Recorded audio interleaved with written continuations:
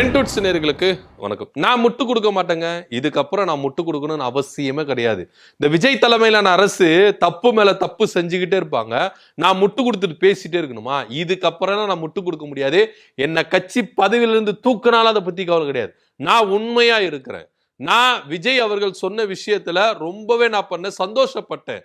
அவர் இந்த அளவுக்கு பேசுறாரு, இந்த அளவுக்கு செய்யறாருன்னு சொல்லிட்டு நான் அவர் மேல நம்பிக்கை வச்சு அவர் கட்சியில போய் சேர்ந்தேன். நான் தேர்தலில் நின்று தோத்தேன். பரவாயில்ல, எனக்கு அதை பத்தி கவலை கிடையாது. ஆனாலும் விஜய் சொன்ன வாக்குல என்ன பண்ணிருக்காரு, தவறி இருக்கிறாரு. அதனால அவர் இஷ்டத்துக்கு செஞ்சுட்டு போவாரு, அதுக்காக நான் முட்டு கொடுத்து பேசணும்னு அவசியம் கிடையாது அப்படின்னு திருவண்ணாமலை தொகுதியில நின்ன தாவேகா சார்பா தேர்தலில் நின்ன அருள் பிரகாசம், வேட்பாளர் அருள் பிரகாசம் என்ன பண்ணியிருக்கிறாரு, அதிரடியா முடிவு எடுத்திருக்கிறாரு. ஏன் எடுத்தாரு, எதுக்கு எடுத்தாரு அப்படின்னா, இந்த பயிர்க்கடன் தள்ளுபடி பண்றேன் அப்படின்னு சொல்லிட்டு பிரச்சாரத்துல விஜய் அவர்கள் ரொம்ப சென்டிமெண்டா பேசினார். அதாவது ஒவ்வொரு விவசாயிகளையும் சென்டிமெண்டலா அடிச்சு என்ன பண்ணாரு, ஏமாத்தி இருக்கிறாரு அப்படின்னு சொல்லணும். அதாவது அவர் பிரச்சாரத்துல சொன்னாரு, எனக்கு அடுத்த ஜென்மம் அப்படின்னு இருக்குமா இல்லையான்னு தெரியல. அடுத்த ஜென்மத்துல நான் என்ன பண்ணும், ஒரு விவசாய மகனா பிறக்கணும், இந்த விவசாயத்தை நான் காப்பாற்றணும், அப்படி பண்ணணும், இப்படி செய்யணும், அப்படி இப்படின்னு சொன்னார்ல. நான் இதுமாரி இந்த விவசாயிகளை தூக்கி நான் நிலநாட்ட போறேன் எல்லாத்தையும் சொன்னார். அந்த தேர்தல் அறிக்கையை ரிலீஸ் பண்ணும்போது கூட ஒரு விவசாயியை கூப்பிட்டு வச்சு என்ன பண்ணாரு, செஞ்சாரு விஜய் அவர்கள். ஆனா பெரிய ஆப்பாத்திக்கு வச்சாரு. அவங்க வயிற்றுல அடிச்சிருக்கிறார் விஜய். விவசாயிகளுடைய வயிற்றுல அடிச்சிருக்கிறார். இன்னைக்கு தமிழ்நாட்டுல ஒட்டுமொத்த விவசாய சங்கங்களும் விஜய் அரசுக்கு எதிராக ஒரு போராட்டம் நடத்த போறதா அனௌன்ஸ்மெண்ட் பண்ணியிருக்கிறாங்க. நாடு தழுவிய ஒரு போராட்டத்தை விஜய் அரசு எந்த அளவுக்கு நம்ப வச்சு கழுத்தறுத்து இருக்கிறாரு, எங்க வயிற்றுல அடிச்சிருக்காரு. இதுக்கு அவர் சொல்லாம இருந்திருக்கலாங்க. இதுக்கு முன்னாடி இந்த கவர்மெண்ட் திமுக அரசு சொல்லாம பல ஆயிரம் கோடி கடன் என்ன பண்ணிருக்காங்க, தள்ளுபடி செஞ்சிருக்கிறாங்க. ஆனா இவர் சொன்னாரு, எங்களை நம்ப வச்சாரு, நாங்களும் ஓட்டு போட்டோம், இவர் வந்தா மாற்றத்தை கொடுப்பாரு அப்படின்னு நாங்க நினைச்சோம். ஆனா இவர் செய்யவே இல்லை, எங்களை ஏமாத்திட்டாரு. ஒரு அம்மா கதறாங்க, விவசாய அம்மா கதறாங்க. எந்த அளவுக்கு விஜய் மேல நம்பிக்கை வச்சோம், சொல்றதெல்லாம் செய்வார் அப்படின்ற ஒரு நம்பிக்கை தானே. வாக்குறுதிகள் அப்படி கொடுத்தாருங்க. அவர் பேசின பேச்சு அப்படி இருந்தது. எந்த ஒரு விவசாயியும் அவர் பேசின பேச்சுக்கு மயங்கி விழுந்துருவாங்க. சென்டிமெண்டலா எங்களை தாக்கிட்டாரு, சென்டிமெண்ட்டை கொடுத்து எங்களை என்ன பண்ணிடுறாரு, அட்டாக் பண்ணியிருக்கிறாரு அப்படின்னு சொல்றாங்க ஒரு அம்மா.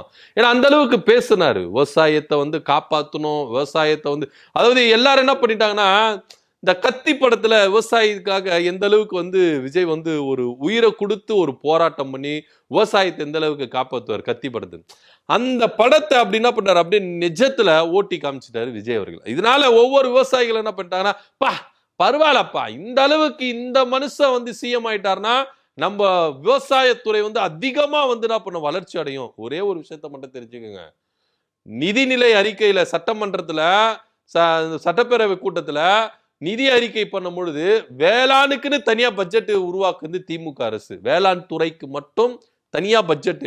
எப்பவுமே எல்லாமே ஒரே பட்ஜெட்டா தான் வரும். நிதி அமைச்சர் தான் என்ன பண்ணுவோம், பட்ஜெட்டை வாசிப்பாங்க.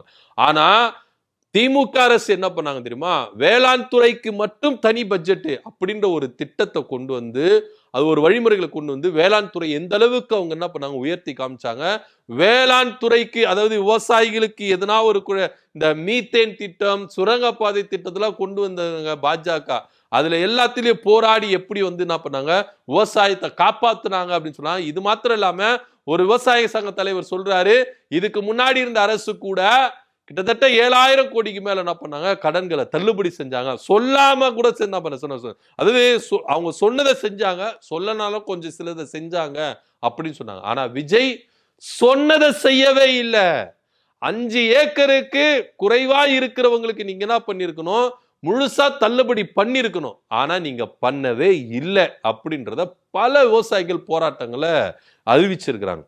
ஆனா இன்னைக்கு தாவேகா சார்பா திருவண்ணாமலையில போட்டியிட்ட அருள் பிரகாசம், அவரு தாவேக்கால மட்டும் இல்ல, உழவர் உரிமை இயக்கத்தின் மாநில தலைவராகவும் இருக்கிறாரு. அவரு சொல்றாரு, இதுக்கப்புறம் நான் எதுக்கு முட்டு கொடுக்கணும் விஜய்க்கு, சோ விவசாயிகளுக்கு இவர் உறுதுணையா இருப்பாரு அப்படின்னு சொல்லிதான் நான் தாவேக்காவில போய் இணைஞ்சேன், தாவேக்காவில போட்டியிட்டேன். ஆனா இப்படி விவசாயிகளுக்கு ஒரு பெரும் துரோகம் செஞ்சிருக்கிறாரு.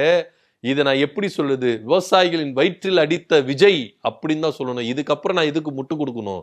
அவர் தவறு மேல தவறு செஞ்சிருக்கிறாரு. அவரு சொன்ன வாக்க காப்பாத்தவே இல்லை. சொல்றத செய்யணுங்க. எதுக்குங்க அப்ப நீங்க கொடுத்தீங்க வாக்குறுதியை? கொடுக்காம இருந்திருக்கலாமே. கொடுக்கறேன்னு சொல்லிட்டு தானே வந்தீங்க. நீங்க கொடுத்தது வாக்குறுதி கிடையாது, உத்தரவாதம் கொடுத்தீங்க. உத்தரவாதத்துக்கும் வாக்குறுதிக்கும் பல டிஃபரெண்ட்கள் இருக்கு. உத்தரவாதம்னா நீங்க சொல்றத செய்யறது, வாக்குறுதின்றது அப்படி கிடையாது, நீங்க மாத்திக்கிறது. ஆனா நீங்க என்ன பண்ணிருக்கீங்க, எங்களுக்கு தேர்தல் டைம்ல வாக்குறுதிகள் கொடுக்கல, உத்தரவாதத்தை கொடுத்தீங்க. ஆனா இன்னைக்கு அந்த உத்தரவாதத்தை மீறி இருக்கிறார் விஜய் அப்படின்னு சொந்த கட்சி வேட்பாளரே உங்களுக்கு எதிராக திரும்பி இருக்கிறாங்க. அப்போ இன்னைக்கு தமிழ்நாடு முழுக்க இருக்கிற விவசாயிகள் உங்களுக்கு எதிராக திரும்பி இருக்கிறாங்க. என்ன பதில் சொல்ல போறீங்க அப்படின்ற ஒரு விஷயம். இது எல்லாமே விஜய் யோசிச்சு செஞ்சாரா, யோசிக்காம செஞ்சாரா?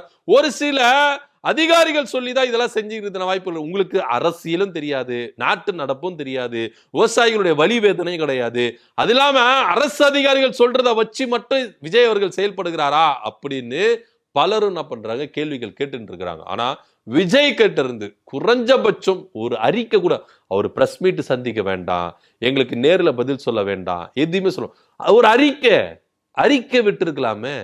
ஏன் திரும்பவும் இதை மறுபரிசீலனை செய்யணும் அப்படின்னு பலரும் என்ன பண்றாங்க, போர்க்கொடி தூக்கி இருக்கிறாங்க.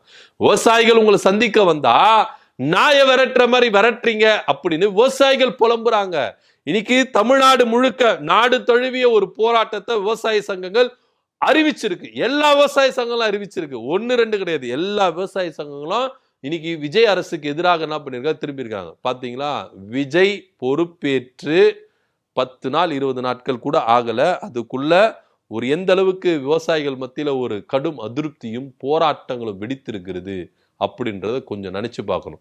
சோ எந்த ஒரு அனுபவம் இல்லாம எடுத்தங்கவுத்தன்னு சொல்லிட்டு ஆட்சியை பிடிக்க மாட்டோன்னு அவர் வாக்குறுதி கொடுத்தாரா, இல்ல பிடிச்சிட்டா இது மாதிரி மாத்தி பண்ணி ஏமாத்திரலாம் அப்படின்னு நினைச்சாரா நம்மளுக்கு தெரியல. ஆனா கொடுத்த வாக்குறுதியை காப்பாற்றணும். நீங்க எதெல்லாம் கொடுத்தீங்களோ அதெல்லாம். அது மாத்திரம் இல்ல, வருஷத்துக்கு 6 சிலிண்டர் சொன்னீங்க, 6 சிலிண்டர் கொடுக்கணும். மகளிருக்கு முழுசா ஃப்ரீன்னு சொன்னீங்க, பஸ் எல்லாம் அதுவும் கொடுக்கணும். அதுவும் நீங்க மாநகராட்சிகள்லாம் சொல்லல, சென்னை முதல் கன்னியாகுமரி வரை அனைத்து பேருந்துகள்லையும் சொன்னீங்க, அதுவும் கொடுக்கணும். 2500 ரூபாய் கொடுக்கணும். பல விஷயங்கள் இருக்கு சார். ஆனா இது எல்லாத்தையுமே சரி செய்யறதுக்கு நீங்க கால அவகாசம் கேட்டீங்க. 1 வருஷம் ஆகுமா, 2 வருஷம் ஆகுமா, 3 வருஷம் ஆகுமா? இதெல்லாம் வருஷம் கணக்கில் ஆகும்போது பயிர்க்கடன் மட்டும் எந்த ஒரு திட்டமிடலும் இல்லாம, எந்த ஒரு முழு அனுபவமும் இல்லாம எடுத்தங்கவுத்துன்னு சொல்லிட்டு இது மாதிரி விவசாயிகளை ஏமாத்தி இருக்கிறீங்களே ஏன் அப்படின்ற ஒரு கேள்விதான் எல்லார் மத்தியிலும் எழும்பி இருக்குது. சோ விஜய் அவர்கள் விவசாயிகள் வயிற்றில் அடித்திருக்கிறார், நான் அதனால முட்டு கொடுக்க மாட்டேன். அது நான் சொந்த கட்சி முதலமைச்சரா இருக்கட்டும், சொந்த கட்சி தலைவரா இருக்கட்டும், அப்பேற்பட்ட கட்சியில நான் பயணிக்கணும் அப்படின்ற அவசியம் எனக்கு இல்லவே இல்லை. நான் இதுக்கு அப்புறம் முட்டு கொடுக்க மாட்டேன், முட்டு கொடுக்கணும்னு எனக்கு அவசியமும் கிடையாது. அதனால விவசாயிகளை ஏமாத்தி இருக்கிறார் விஜய், இதுக்கப்புறம் நான் முட்டு கொடுக்க மாட்டேன் அப்படின்னு சொந்த கட்சி வேட்பாளரே என்ன பண்ணியிருக்கிறாரு, போர்க்கொடி தூக்கி இருக்காரு விஜய் எதிர்க்காகவே. இதுக்கப்புறம் விவசாயிகள் ஒவ்வொருத்தரும் என்ன பண்றோம், பொங்கி எழுந்திருக்கிறாங்க, நாடு தழுவிய போராட்டத்தை அனௌன்ஸ்மெண்ட் பண்ணியிருக்கிறாங்க. விஜய் என்ன செய்ய போறாரு அப்படின்ற பொறுத்து பார்க்கலாம். இதை பத்தின கருத்து நம்ம கமெண்ட் பண்ணுங்க. நன்றி, வணக்கம்.